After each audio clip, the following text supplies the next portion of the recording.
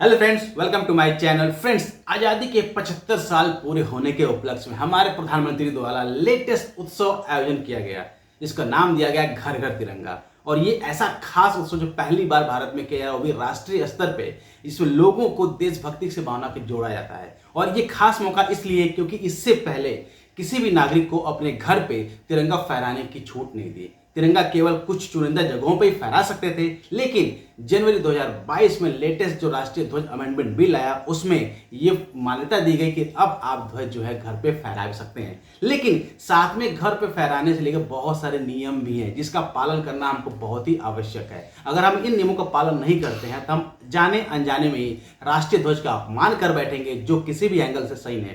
तो आज इस वीडियो में बात करेंगे कैसे हम राष्ट्रीय ध्वज को अपने घर पे फहराएं और कैसे करें कि इसका अपमान ना हो।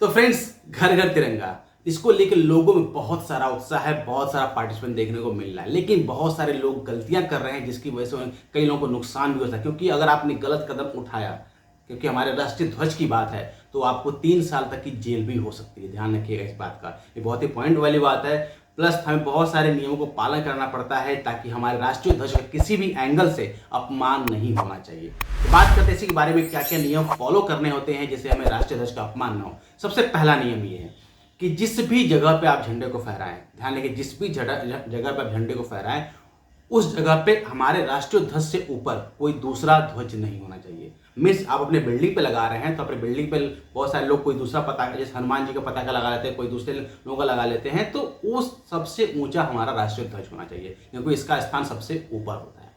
सेकेंड, राष्ट्रीय ध्वज किसी भी हाल में कटा फटा या उस पर कुछ लिखा हुआ नहीं होना चाहिए। तीसरी बात, राष्ट्रीय ध्वज किसी भी हाल में झुका हुआ नहीं होना चाहिए, स्ट्रेट होना चाहिए। बहुत लोग क्या कर रहे हैं, दुकानों पे टेढ़ा लगा देते हैं, ये राष्ट्रीय ध्वज का अपमान होता है। राष्ट्रीय ध्वज को सीधा रखना चाहिए होता है हमेशा, ताकि हवा किधर से भी चले तो राष्ट्रीय ध्वज जो है लहरे। लेकिन बहुत सारे लोग ऐसे झुका के लगा देते हैं, बांध देते हैं, वो बहुत ही गलत तरीका होता है, ऐसा आपको नहीं करना है। चौथी बात करते हैं, राष्ट्रीय ध्वज को किसी भी हाल में जमीन पे नहीं गिराना होता है या जमीन पे नहीं रखना होता है, किसी भी हाल में गीला नहीं करना होता है। सबसे इंपॉर्टेंट बात, झंडा फहराते समय हमें इसका कलर का ध्यान जरूर रखना है, क्योंकि बहुत सारे लोग गलती कर बैठे हैं कि कलर हमारा कॉम्बिनेशन उल्टा हो जाता है। दैट मीन्स जो सही तरीका है, ऊपर केसरिया रंग होता है, बीच नीचे हरा रंग होता है। कभी गलती से भी आप ऊपर हरा रंग और नीचे केसरिया ना करें। तो इस बात का बहुत ध्यान रखें कि हमारा झंडा उल्टा नहीं होना चाहिए। और सबसे इंपॉर्टेंट बात कि जिस भी आप डंडे पे, पोल पे या पाइप पे आप राष्ट्रीय ध्वज को फहरा रहे हैं, उस पाइप पर कोई दूसरा ध्वज नहीं होना चाहिए। बहुत सारे लोग को शौक होता है, उसमें कुछ और बांध देते हैं, उसके ऊपर कुछ और बांध देते हैं, तो ऐसा नहीं हो जाए। बिल्कुल फ्रेश आपका केवल राष्ट्रीय ध्वज होना चाहिए। अब बात करते हैं, सबने तो झंडा फहरा लिया, सबने अपना कर लिया, ठीक है। अब सबसे बड़ी बात यह थी कि इतने सारे झंडे जब होने के बाद लोग उसका इस्तेमाल खत्म, 15 अगस्त के बाद लोग उसको उतार के घर में रख लेंगे।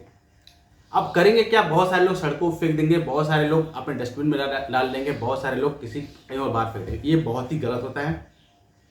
अपने राष्ट्रीय ध्वज का सम्मान करने के लिए आपको राष्ट्रीय ध्वज को सही सलामत अपने सहेज कर तय करके आप अपने अलमीरा में या घर में कहीं भी सही जगह पर रखें। अगर गलती से आपका जो फ्लैग है खराब हो गया है, गंदा हो गया है, इसको डिस्पोज करने का भी नियम है। डिस्पोज करने में आप इसको जमीन में दफन कर सकते हैं। दफन करने के लिए आपको लकड़ी के बॉक्स में अच्छे से तह करके वहां पे इसको दफन करना होता है, वहां पे 2 मिनट का मौन रखना होता है। अगर आपको दफन नहीं करना है तो आप इसको जला सकते हैं। जलाने के लिए आप लकड़ी इकट्ठी करके तह करके उसमें भी बीच में आपको झंडे को रखना होता है। झंडे को कॉर्नर से नहीं जलाना होता है। बहुत सारे लोग क्या करते हैं, कपड़े से कॉर्नर से या पेपर जलाते हैं कॉर्नर से ना, वैसा नहीं करना होता है। इसको आपको अगर जलाना है तो लकड़ी आप तय कर लिए, लकड़ी को बीच में इसको रख के आपको जलाना होता है। तो फ्रेंड्स, ये थी डिटेल इन्फॉर्मेशन हमारे राष्ट्रीय ध्वज को अपने घरों पे फहराने की। इसके साथ में एक और इन्फॉर्मेशन ये है कि जो जनवरी 2022 में अमेंडमेंट बिल पास हुआ, उसमें ये उस पर पहले ये प्रावधान था कि आप राष्ट्रीय ध्वज को रात में नहीं फहरा सकते। लेकिन जब से ये बिल पास हुआ है तब से आप राष्ट्रीय ध्वज को रात में ही फहरा सकते हैं। दैट मीन्स आप सुबह या शाम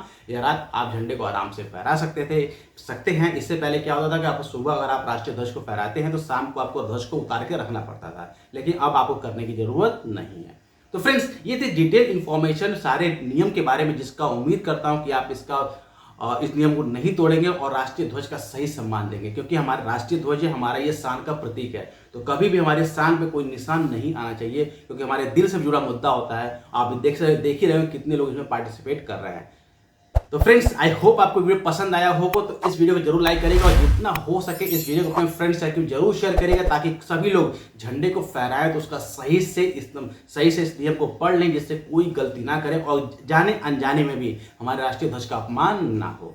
तो मिलते हैं अगले वीडियो में नए टॉपिक्स के बारे में। पूरा देखने के लिए प्यारपूर्वक धन्यवाद।